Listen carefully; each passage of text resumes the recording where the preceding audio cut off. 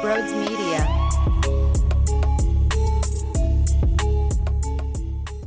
What is going on, everyone? Welcome on into Schmoozed. And this week, we have on Paul Hudrick of Liberty Ballers. Paul, what's up, dude?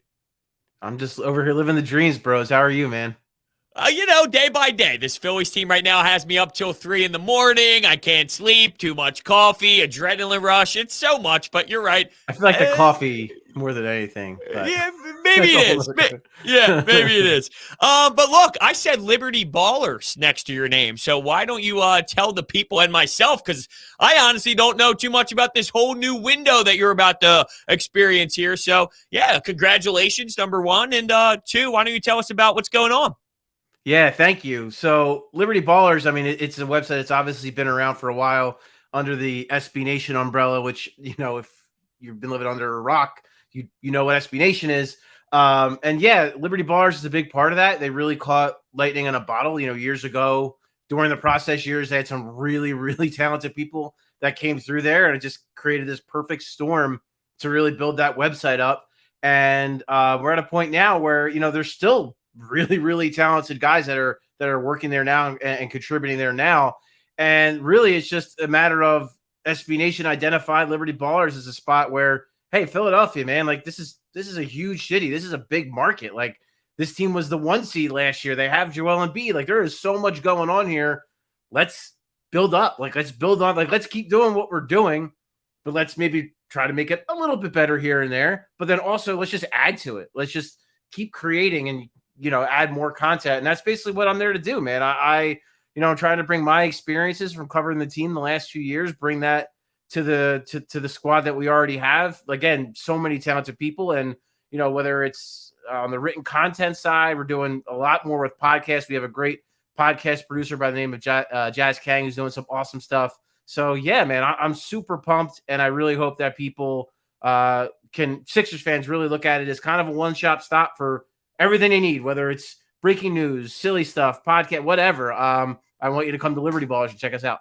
Absolutely. You said silly stuff. I'm like, here we go, right up my alley, baby. But no, seriously, I'm looking forward to it. I can't wait to see you in your next journey, and I'll be keeping my eye out on there, get my information that I need about Joel Embiid, Ben Simmons. I think we're going to go back and forth in a little bit, maybe, possibly. But with Schmoozed, we normally start this off, and we're a handful of episodes in, and it seems to keep coming up. So maybe this is just a work in progress, trial and error. We're going to start off here with, how do you drink your coffee in the morning? I know right now it's a little random, and that was a horrendous transition, but we normally do start with that. So, coffee in the morning. I need to know.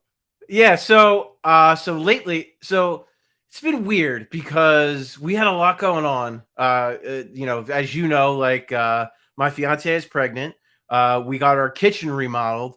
So everything's been pretty crazy. Like traditionally, I like to make a pot in the morning and I just do a little cream, a little sugar. And I personally, it's so funny too, because I was always drinking the good stuff. Like I love, like in Philly, there's so many great places. I was, on La Colombe kick for a while. I was big time on a Rival Brothers kick. And that's still what I want to go back to. But when we were getting our kitchen remodeled, I'm like, I'm not spending money on like expensive coffee. And like, we were like living out of our dining room. It was so weird. But anyway, typically I just like to put a pot on and I'll do a little cream, a little sugar. That's it. Not overdo it, just enough. But yeah, and I'm the type of person, I know you are just a coffee warrior going throughout the day. But for me, I am like a cup or two in the morning generally, and then I'm pretty good to go for the rest of the day. No shot at all. I think I was telling you before we started, I really do believe, because I was playing basketball and I'm all over the wall right now. We're bouncing. I saw your picture on Twitter, your headline picture. We need to get into that too. Oh yeah. Yeah, that's a nice item by you. But anyway, my last 8 drinks, I swear to God, were venti coffees from Starbucks. I feel we are now getting into the I have a problem category, and I have to admit that before we continue. It's the only step to recovery. Truly. No, I know.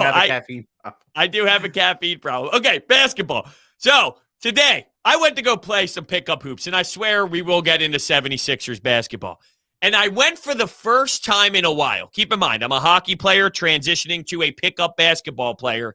I went double rim to test my skills. I went to the local spot out there at the park. I normally play at the gym where it's like a nice court. I'm like, nope, screw it. I'm going to test the J.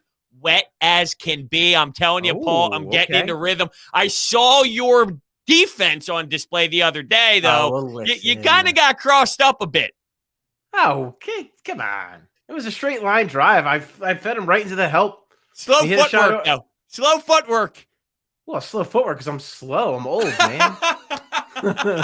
I'm old. Listen, sympathy weight is a real thing, dude. Like, I'm struggling right now. It's tough. She's keeping in better shape than I am. She's working out more than I am. It's terrible. But yeah, I was doing great there for a minute. And that game, which I'll say that was from a good buddy of mine from Red Bull, Zach Niner. I met him through his time at the Sixers. Great dude. He organized like a 3-on-3 tournament. I was by far the worst player on the floor. Like, it kind of was close. But I felt bad. Like, and they had you do like a survey of like how like your skills, and it was like A, B, C, or D. I gave myself a C, so I'm like, all right, C. Like, that seems fair. Yeah, you like, can hang, right? You can hang. Right. I played basketball in my life. I used to be pretty good. I'm in terrible shape now, so I'm not as good. But I feel like some dudes were like lying and being like, oh, yeah, I'm an A. And it's like, come on, man, just be honest so that the teams can be evenly distributed. But yeah, maybe next year, I'm sure Zach will do it again. And, hopefully baby boy will be here and dad will be hitting the rower again and hitting the weight room again. Yeah, I love that. And that is a good transition to Joel Embiid, who just signed that contract. Him having a baby and now that kind of sparking where he's at here. So I can't believe I'm hearing this. And I guess maybe I should believe it because we do tend to overreact. To me, it's a no-brainer. You don't worry about the injuries, although I understand why people do bring up that he is injury prone. That should never, ever, ever, ever, ever stop you from making this decision. But there are some out there that have those concerns. Crazy. That's where I'll leave it for you to then expand. They are crazy. Yeah, they are. Bottom line, because a few different things. Off the top, like for those people, what I would say to them is either you re-sign Joel Embiid. So let's just put it like the worst case scenario. He signs this deal. God forbid he gets hurt and he doesn't fulfill the contract like you would hoped. They don't win a championship, all that. Like, let's say worst case scenario. But if you don't sign him, and he goes to the Miami Heat in 2 years and wins a championship with Jimmy Butler, which scenario is worse to you? I mean, like, I think you make the signing. He is your franchise player. He is your star. And right now, let's be realistic with Ben Simmons and where he is, and with all due respect to Tobias Harris, who is a very good basketball player, but he is not Joel Embiid. This is your centerpiece. This is your guy. This is the guy you are building around. So you lock him in, you get him in. And on top of that, bro, it's like, if you're, and I'm not saying that there's anything, there's no rumors to indicate that this is a thing that's going to happen. But if you're Damian Lillard and you're in Portland and you're seeing everything that's going on in Portland with, the coaching search, which was kind of bungled, with their their signings really didn't make an impact. They made no really impactful moves. They re-signed Norman Powell, which is nice. He's a good player, but nothing that should really make Portland any better than they were last year. So if you're Damian Lillard and you're seeing, hey, Joel Embiid at 28, coming off an MVP season, is re-signing here, there must be something going on there. Philadelphia must be a pretty good spot to play in. So I think as over the years, the Sixers haven't always looked like a stable organization, quite frankly. The Colangelo years were very rough, and then even the transition after that was rough. But now you have a Daryl Morey, and say what you want about Doc Rivers. I get it. I don't love every move he makes, but the guy has won a championship. The guy is a leader of men. Players respect him. Everyone around the league respects him. So when you have Daryl Morey running things, you have Doc Rivers running things from the bench, and now you have the franchise player saying, yes, I want to be here. I believe in this organization. I love this city. That looks good. Like, you can't understate that. Like, that looks good to other players. And maybe it's not Damian Lillard. Maybe it's someone else down the road that shakes loose from another team. And they said, Joel Embiid, he's there for a while and he really likes it. So I just think all of those factors, like I'm with you. It was a no-brainer.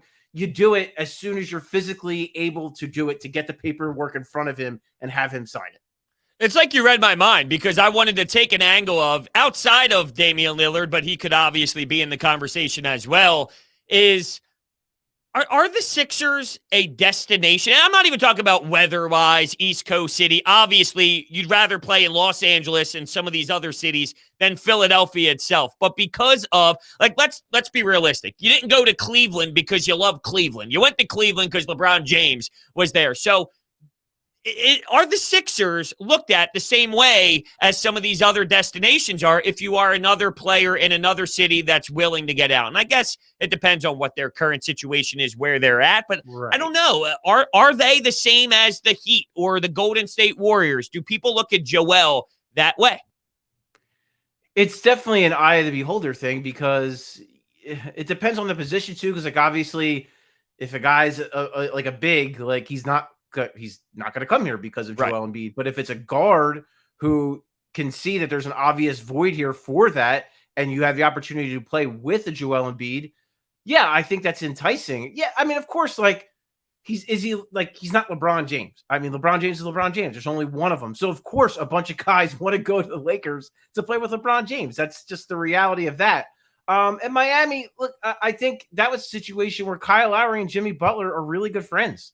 And it's funny because I remember during the trade deadline, Tim Reynolds, who reports for the AP, he is the ultimate Heat source. Like, if you want to know anything about the Miami Heat, that guy's all over it. He said during the trade deadline that he did not care where Kyle Lowry was getting traded to, that he was going to be on the Miami Heat this season. And lo and behold, here we are. So clearly that is something that's been in the works, something that's been on Kyle's brain. He always wanted to go to Miami. And who could blame him, man? Go from Toronto to Miami, that sounds like a pretty sweet deal. Yeah, but I just think that's a situation. It's all going to depend on it. And, like, if you're Dame Lillard, I know, like, there's rumors about him going to the Knicks, like, that's supposedly a destination. But to me, if he goes to the Knicks, like, how is it any better other than just the market? How is that better than Portland? You're still in the same road. You're not going to be a championship team. And they're probably not going to have the flexibility now that they've signed Kemba Walker, signed Evan Fournier. Even if they have to include those guys in a deal, then you're going to be with like RJ Barrett and Julius Randle. Like, that is more appealing to you than Joel Embiid, Tobias Harris, and like, that's, I don't know. To me, if I'm looking at it from that perspective right now, from like a Dame Lillard, if his goal is to win, if that's why he ultimately wants out of Portland, is to win basketball games, I don't know that there is a better situation when you look around the league and you look at teams that have the flexibility and you look at teams that have the pieces that Portland could potentially want. I just don't see a better fit than the Sixers. I could be wrong. Maybe Dame Lillard just doesn't like the city of Philadelphia for some reason. I don't know that. Maybe he loves it. But I would say that, the Lakers are the Lakers. LeBron James is LeBron James. So that's like a totally different, separate entity. And I do think it's, to an extent, you have to take each guy, each situation as its own. But I could see with all the factors, to me, this seems like a very attractive place for Damian Lillard, but that's going to be up to him. Yeah, for sure. And there's so much going on. The way that I attacked this offseason mentally was the same way that I did with Bryce Harper at some point. You're going to hear a billion reports that he hates Philadelphia, a billion reports that he loves it. They're close. They're not close. It's expected in 2 days. It's not. With Ben Simmons, it's just one of those where someone's going to claim Rich Paul is running everything. Someone else is going to complain that, he's not answering text messages, whatever. It's just nonsense floating around. But right now, I guess when you talk to people, your gut feel, a little bit of just, your feeling in general on it, you think Ben Simmons starts the season off with the 76ers? You're not going to like my answer. And I think, yes, I do think he starts the season as a Sixer. And when you look at it, though, like, for anyone who, I get that some fans are just super frustrated and just want him gone.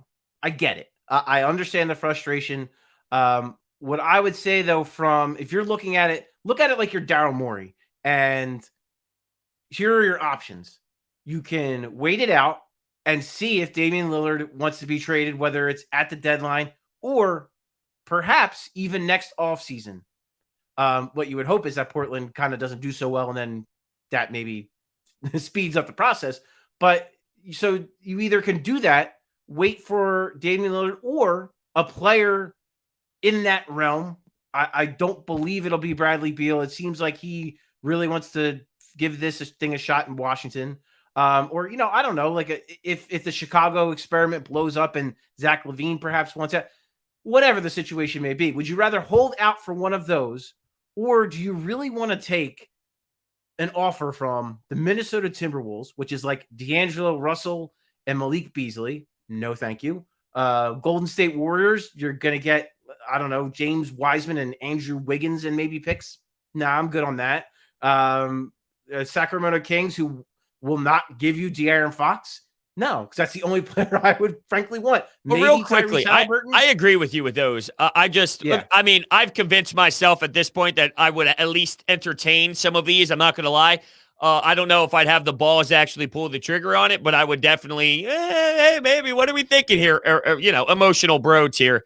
But going back to Rich Paul, the element of Ben Simmons and his side now, if he is truly that unhappy, and now you're getting in this situation of, because we talk about Dame being unhappy, right? Oh, it's a no-brainer, go pluck him. Well, we might experience where Ben Simmons is so unhappy, Kendrick Perkins is claiming he's here and he won't show up to camp. What about that side of this?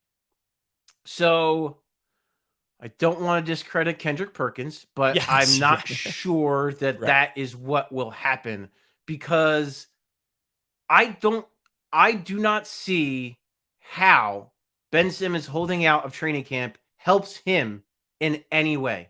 One, he can get fined. Two, I mean, he's got 4 years left on his contract. Three, and I'm not saying it like this isn't, and because you know me, I defend Ben Simmons an awful lot. So I'm not saying this as like this, but the reality is when you do something like that, when you decide to hold out and not be a part of your team, how does that look to the rest of the league? How does that look to the team that might want to trade for you?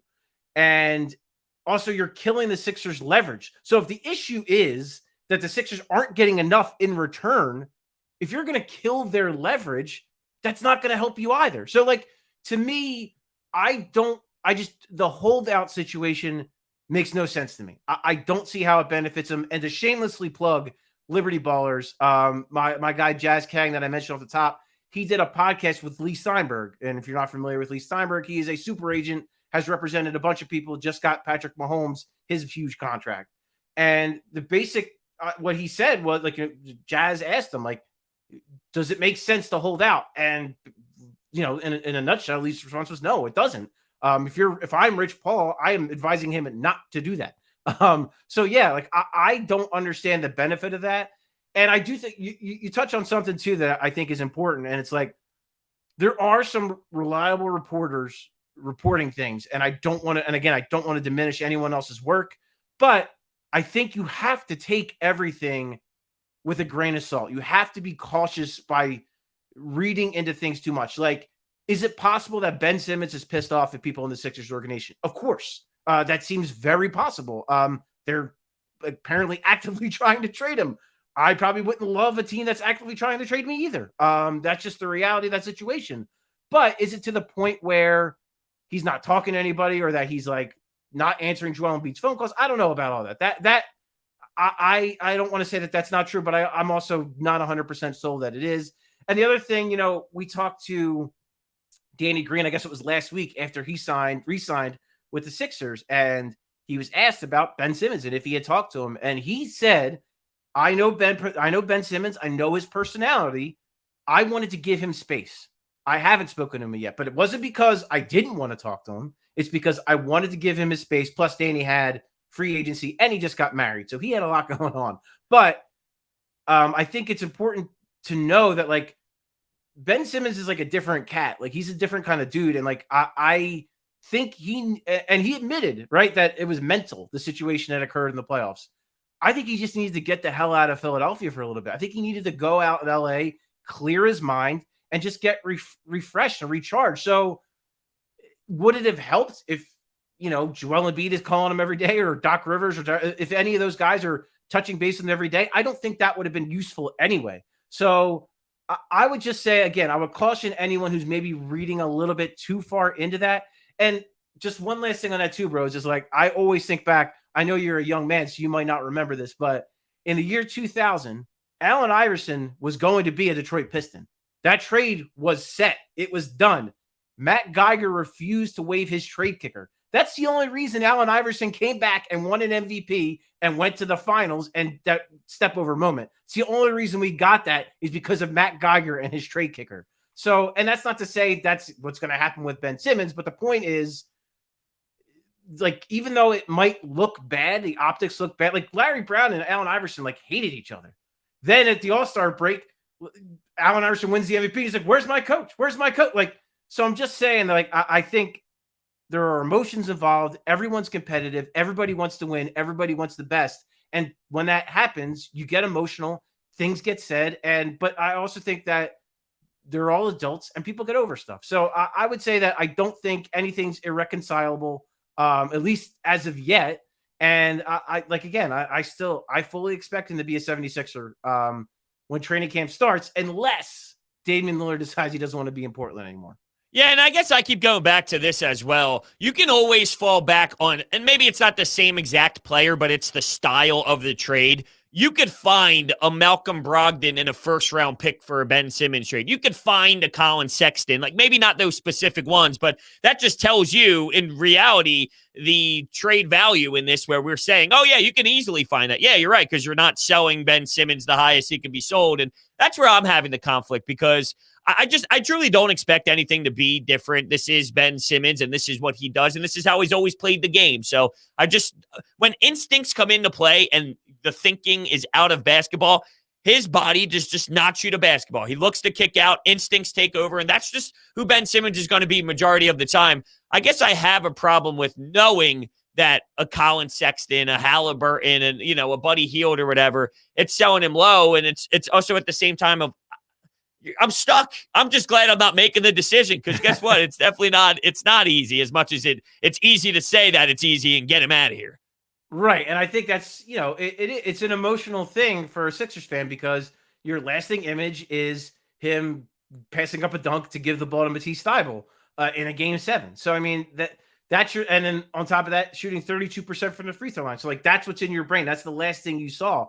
And that's why, to me too, like, if you bring him back and he starts the season here, of course it's going to be, they're going to boo him at opening night. Like, that's the reality. It's going to be a little ugly. You think so? Day one, they'll boo him? Yeah, I think there's going to, not everybody, right, but I think there's going to be a solid contingent of fans that will boo him. And I think he'll be ready he's not a dumb guy. He's smart. See, I thought maybe the boo would come if there's, let's say, quarter one, he picks up his dribble, leaves his feet, and kicks it out to a wide open three-pointer, but he had an easy 2 or something, and that's when maybe the boo comes. But maybe you're right. Who knows? 25 gets announced, and it just rains down, huh? I got a feeling. Maybe not rains down, but I think there will be a solid smattering of boos, because there will be a lot of people that just won't be happy. And I get there were some people that, like, as much as you and I are having this conversation, and you're conflicted, there are a lot of people who are not conflicted that say, cool, bag of basketballs, let's do it. Like, that's a lot of people are there. I completely don't agree with that, but I get their frustration. I get their, and it goes back to what you just said about, it is the definition of insanity. Every year you kind of come back expecting something different with him, and it doesn't change. And so, yeah, if you're a reasonable person, what evidence do you have to suggest that this year is going to be any different than the past? To me, though, too, I look at it like this. Don't get me wrong. If I were a betting man, I would bet on not much changing. But at the same time, if this doesn't do it, I don't know what will, because, the national media has roasted him. The local media has roasted him. The fans have roasted him. He's getting dragged at the ESPYs. Like, he's a proud guy. Like, he's a confident dude. So, like, to see all that, like, how do you not, like, I'm sure he's pissed off. I'm sure he's not happy about it. I'm sure he's seeing it all, and I'm sure it pisses him off and it motivates him. So, like, to me, I get to a point where if this doesn't do it, maybe the only way it ever happens is a trade. So maybe we do reach that point. But like, I also think to like going back to the idea of like the last time we saw him, if you let him start the season here, all he has to do is show what he has in regular seasons past to remind teams of what he is when he's right, when he's at his best.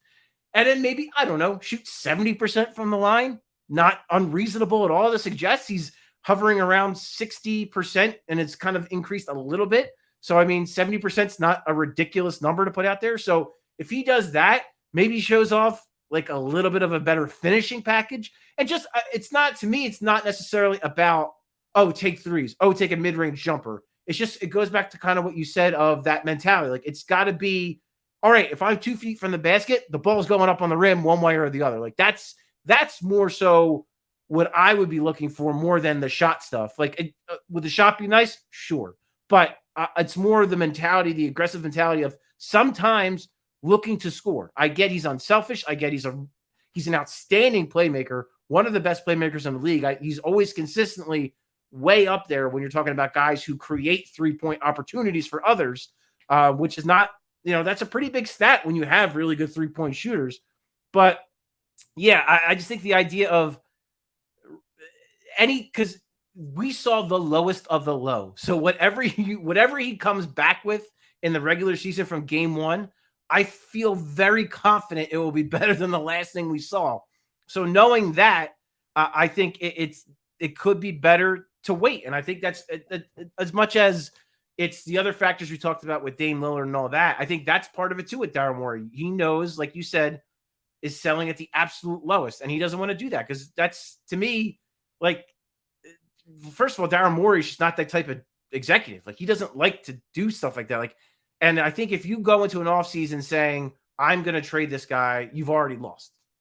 Right. No, that's fair. Look, you're more optimistic than I am on the Ben Simmons turnaround. I just feel, to a degree, I've seen enough, and I don't know if it can even, I don't know if it can happen here. And I hate saying that, but another element too is, because everyone wants to see if he does go somewhere, will he succeed? And how do you value regular season games? Because that's not the problem. The problem is what he's so good at. And I will admit, I was surprised by, at points in the NBA Finals, the speed of the up and down game between the Bucks and the Suns, but they play that way. That's a lot of 2021 basketball, though. I was a little surprised by the speed, but what he does so well in the open court is just not available in the most important moments of a basketball game.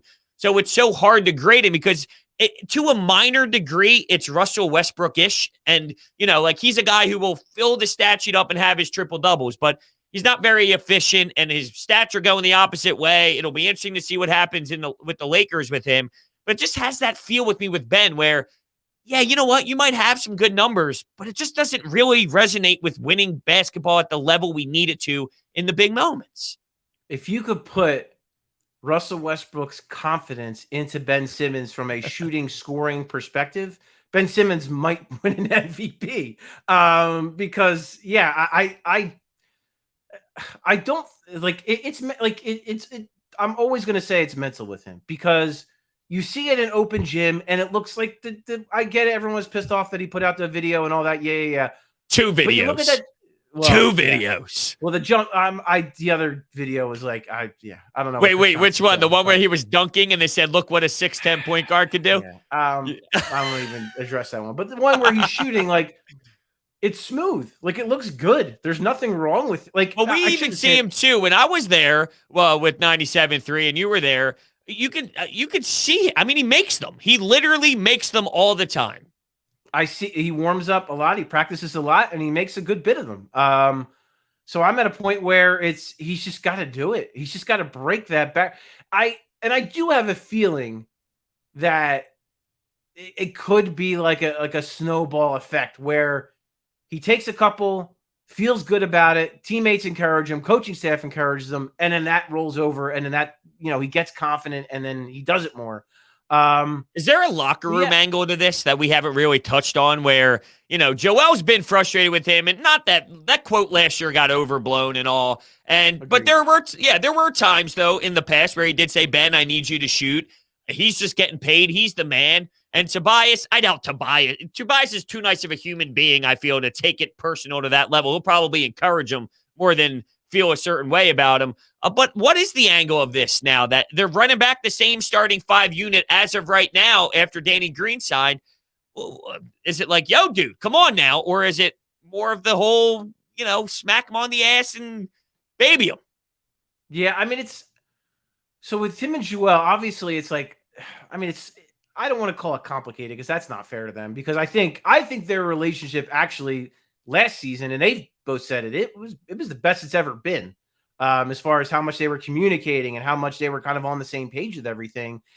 And I think that led to a lot of the on-court success you saw in the regular season. I really do. And I thought they were on the same page. I thought things were going well, even up to like game 3 of the Hawks series. If you remember game 3 in Atlanta, Ben Simmons comes out at halftime and takes the game over. And you're kind of thinking like, okay, here we go. And I think Did they run him through the post at that point? They ran him a bunch through the post, and it worked really well. He had that lob to Joel Embiid. I mean, it worked. It worked very, very well. And then once the Hack-a-Ben thing kind of started, that's where it all went downhill.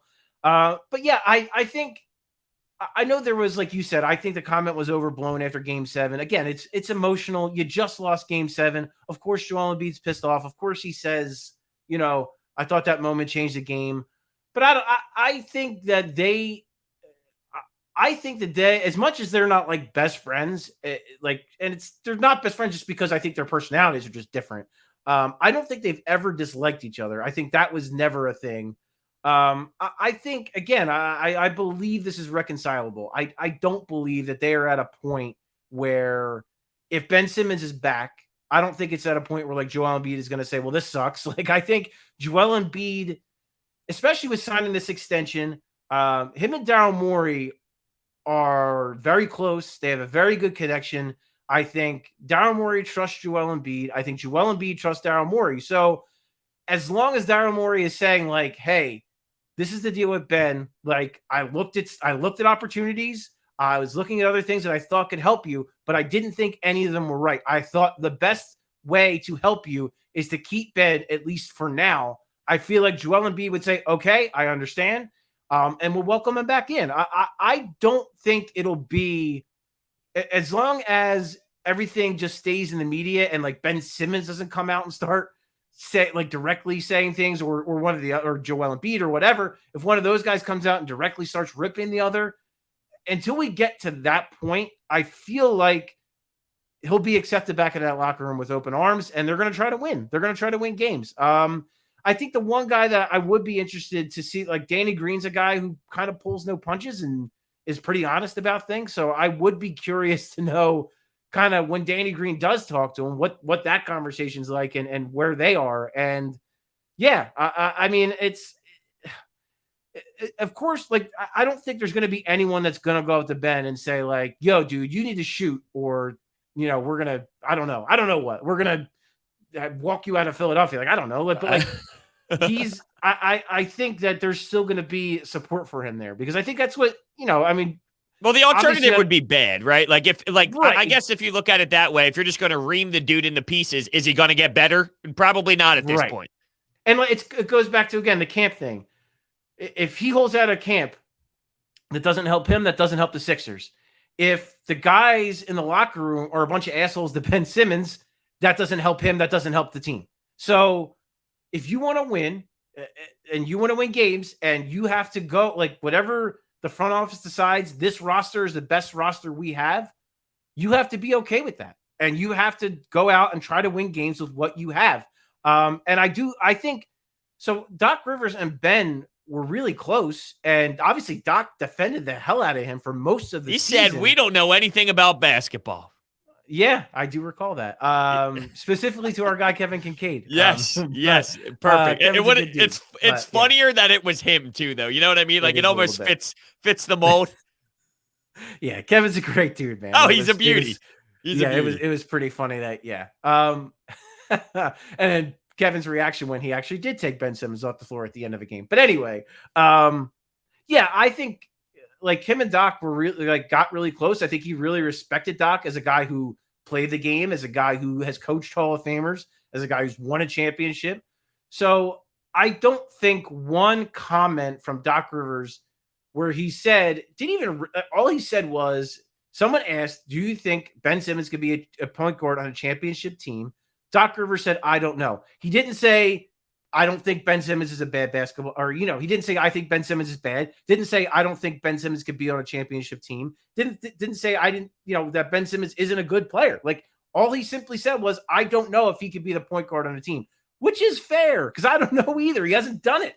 Well, that's why I brought up the post thing. Because look, every time we say something, I got 5 different avenues of how I can approach this Ben Simmons question next because there's so much. But when we went to how he dominated that second half out of the post, it goes back to, well, if the spacing's a problem with him, a point guard, is that an issue, even though he facilitates the best out of anybody on the team? He can't be a stretch 4 because he can't stretch the floor. Is his position a Draymond Green style version of a center, but who can facilitate a little bit more, obviously? But yeah, it's like it goes back to that. What is he? I don't know. And some would say he's a basketball player. And I feel like, yes, that's true. He's very versatile, but that's also a negative as well. I think that you can't plug him somewhere and you definitively know. Well, it's a negative only because I still don't think the roster is 100%. Like, it's gotten better, but I don't think the roster is 100% built perfectly around. If you're going to play Joel Embiid and Ben Simmons together, all 3 of the other guys on the floor need to be able to shoot, and you really need one guy, at least one guy, that can create their own shot off the dribble, and they don't have that. Is that Maxey? Could it be Maxey? Maybe. That's a lot to ask of a, I guess about to be a 21-year-old kid in his second NBA season. Not to say that maybe Maxey can't do it, but that's a lot to ask. Could he wind up being that guy? Possibly. Could there be a guy in another organization that makes sense? Maybe. But I think in order to optimize, if Ben Simmons is going to be this player, even like the best version we've seen of him, if he's even going to be that version that we've seen at his best, I still feel like you need a player that can create their own shot in the half court, and they don't have that. But it is, I always keep going back to this though too, Rose, is like the idea of if he is just okay, not great, just okay from the free throw line, and he just takes the open shots that are there in that Atlanta series, they win it easily. And like they're in the Eastern Conference Finals and they're playing the Bucks, and who knows what happens then? Giannis was hurt. Like, who knows what happens in that series if it's Sixers Bucks? So, yeah, I mean, it's a tough thing where part of me feels like they are still missing a pretty substantial piece in a half court shot creator. Then the other part of me thinks like they might be able to get away with it if Ben Simmons just does like this much more, like not even chucking threes, not even taking fadeaways and mid-range shots, just does this much more to help out more offensively, especially late in games, and hits free throws. It could very well change the whole dynamic of the team. Yeah, now I'm starting to think, though, with the money side of things, but it's really, I can make the argument of, now this would be more of a Tobias contract issue, because I would say with Joel and Ben specifically, can you not get that creator, that real, true half-court set creator like we saw Kevin Durant and Devin Booker and Chris Paul do at the end of games, Chris Middleton as well? Well, if Tobias's contract wasn't here, maybe that would open up that spot, so it necessarily could work with, it all depends, obviously, on the financial side of it to get that guy that you're kind of looking for, because they are normally expensive. But it'll be interesting. We could probably go on for Ben forever. I want to throw one quick hitter your way here before we end it. Andre Drummond, your first initial reaction. I'll tell you mine. I basically feel, to a degree, you got another version of Dwight where he'll rebound you the basketball. He can solidify a backup center role. He'll probably have some good games where he brings some energy and the squad loves it. Probably have some bad games as well where there might be some technical fouls involved and whatnot. The only thing I'm hoping for, and maybe this is the age difference, I don't think Dwight did a good job, obviously, when Joel during the regular season was unavailable to start. He was literally your only backup guy, and you would start. You tried Mike Scott, Ben Simmons, whatever the case may be. Can Andre Drummond spot start for you and be better than Dwight was? Well, you asked for my reaction. I'll be honest with you. When I saw it, I laughed. I Yeah. can't lie, just because of everything. And that's no offense to Andre Drummond, who, at the minimum, in reality, that's a pretty good deal. It's really good value to get a guy like that at the minimum to be your backup center. And there's just so many aspects of it where part of me thinks it can work. Part of me wonders if it's going to be a disaster, because I worry about Doc Rivers just kind of falling in love with Andre Drummond the way he fell in love with Dwight Howard. And real quick, just think about the space. Was it Ben, Matisse, and Dwight that the Yeah, combination of the three? Yeah, so that's another fear right that's there. where I was going next. Yep, yeah, Yeah. that's the fear, is that if Ben Simmons is still here, that Doc will continue to slam his head up against the wall and go with Drummond and Ben Simmons, which will be a disaster. What I like about Drummond, though, if Ben Simmons is different, or if he staggers different, or Doc Rivers staggers Ben Simmons differently with Drummond, I agree. He does a lot of the things Dwight did. Very good offensive and defensive rebounder. Does offer some rim protection. I would say he is a little bit more disciplined than Dwight. I don't think you're going to see as many fouls. And like Dwight killed me with like those illegal screens. Part of that was reputation. Part of that was Dwight just committing Being fouls. Dwight. Being Dwight. Yeah, exactly. So I think from that standpoint, I think Drummond might actually be a little bit better. And I was encouraged by when we talked to him in his opening press conference, and he talked about like basically like, I know my limitations. I know what I am at this point in my career. My job is to rebound the basketball and protect the rim and get the balls in the hands of the playmaker. So I think him having that understanding is very encouraging, of knowing his limitations and kind of living with that and just excelling at what he does well. Then the other thing I would say is now Doc Rivers has to take the options, but there are options if there is a bad matchup for Andre Drummond. If a team goes small and it really hurts the Sixers and it really hurts Drummond, George Niang is a guy that depending on who that other five is, he might be able to give you some minutes at the five. He's 6'8", can stretch the floor. He could be, especially if you're going to play him with Ben Simmons, you're not losing as much from like a rebounding perspective or a defensive perspective, because you still have Ben Simmons on the floor. And if you play, again, Matisse Thybulle, you still get the defensive element as well. So I think Niang could be an interesting guy to maybe play some small ball 5 minutes, perhaps. And then Paul Reed, I think, is not a guy. I don't think you can discount what he could possibly bring as a guy who could just give you stretch 5 minutes. I don't think Paul Reed is going to be able to crack the rotation. I don't see that happening. But I think in small doses, he can help you. And I think one of the ways he can help you is that if he does have to play with Ben Simmons, he can step out to the 3-point line and make an open three. His issue, Paul Reed's issue, is that he can just try to do a little too much, whether it's offensively over dribbling, and turning the ball over, stuff like that. Defensively, maybe overcommitting, being a little over aggressive, maybe falling asleep, losing an assignment, what have you. But if you can harness that good and not overextend him, like, not play him 25 minutes, maybe play him 15, I think you could have a really useful player that can kind of fill that gap where if you get into a bad matchup with an Andre Drummond, you can go to him. But again, Doc Rivers has to take those options. And I think that was one thing that some of the stuff in the bench stuff I liked in the Atlanta series, and a lot of it I really didn't. I like that he didn't set his rotation in stone so that, he could put a guy like Maxey in a game 6 and he played really well. But then the rigidness of not moving away from Dwight Howard at all, maybe putting Ben Simmons at the 5, I didn't like that. So I think Drummond can be effective depending on who he's playing with and who he's playing against. And I think there are alternatives that if the matchup doesn't favor him, there are alternatives. Doc Rivers has got to use them. Yeah, definitely. And I'll leave you with this one.